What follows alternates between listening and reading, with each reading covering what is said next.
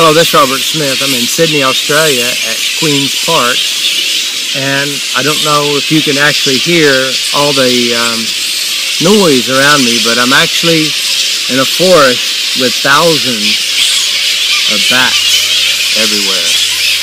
They're flying foxes, and basically they're very big.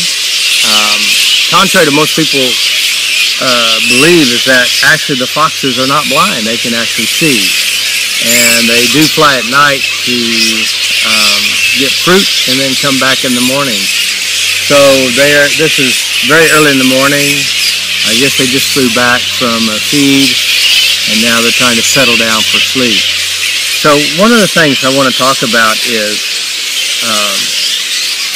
when we're working on ourselves, a lot of people step into their mind and dealing with their emotional problems. There's a lot of things they do know. Like they know certain events happened, or they know that,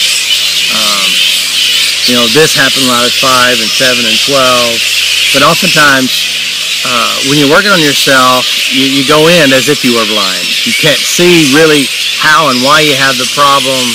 All you know is you got a problem and it propels itself right here in front of you, and now you're trying to figure out how to deal with it. And so, there's two basic tapping styles. One of the things that I feel that is one of the best ways to heal yourself is tap in the heat of the moment. That means right now you feel it. Right now, she, he, or they did something to bother me, and then tap until it's gone. A lot of people, they will just suffer and endure, which basically means I'm just going to keep it and I'm not going to change it. A great thing to do is say, pardon me, I got to the loo, I got to the dunny, I need to go to the water closet or to the toilet, and then go there and address your stuff. Tap on yourself, clean up whatever it is that is bothering you, and as you do that, then what's going to happen is that you're going to operate in a more effective, powerful way. Another problem with doing this is that, first of all, you're angry, you're bothered, you're upset, and you're justified in your bad feeling. That means, why would you want to tap it out? After all, they get everything I can give them. Anger, hurt, pain, or I'm guilty and I deserve everything they treat me. By the way, both of those are very unhealthy, and they also cause a lot of harm for yourself, and it keeps the pattern repeating. So the key is, I think one of the best things to heal yourself is tap in the heat of the moment. Tap right now when you are bothered, when you're upset. If you do that, you're gonna hit some jackpots, some big major emotional healing points that will give you an edge on life. I believe, for me, that's my best way of dealing with it, because oftentimes when I go looking inside myself, I don't find a whole lot. And so for me, the best thing is when it happens right then, you tap on it. Now, some people, they have encyclopedias, historical documents all inside their head, and they can tell you exactly how, when, why, and where, and everything, who did it, why did it, and everybody else who did the same thing. Now, that's a different processor, a way of processing information. One of the things that I noticed, that if you're tapping on yourself and you have a history book inside your mind of every bad thing that's ever happened to you, that's not a good thing. But the nice thing is you do have something to work from. I suggest getting a notepad.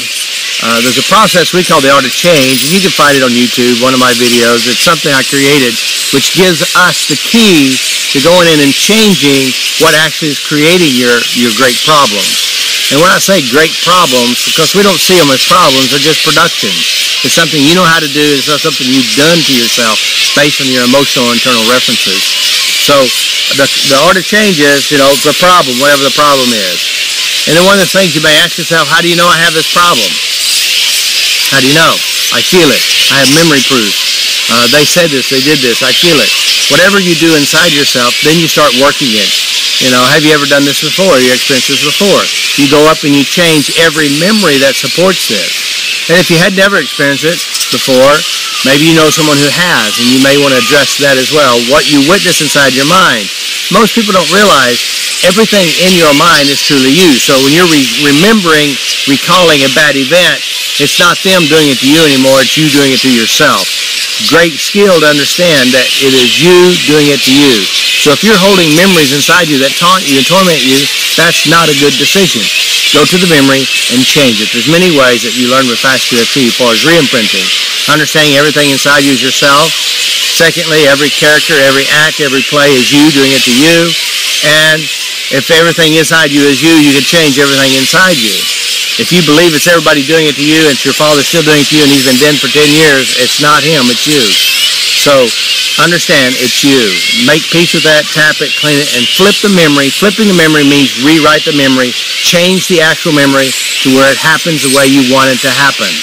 That means you're actually changing you neurologically and also giving a better future for yourself. Tap on yourself, clean up, and then project what you'd like to have and see and be what it is you want instead of keep replaying what you don't want and wonder why you keep getting it. It's you. All right. Another thing is when you're tapping on yourself, the biggest problem that people will do is try to logically understand why the problem's there.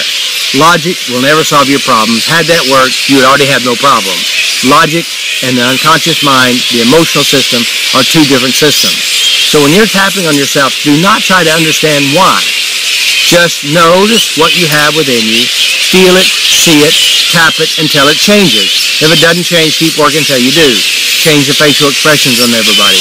Change positions and see how everybody feels about it, which, by the way, is all you.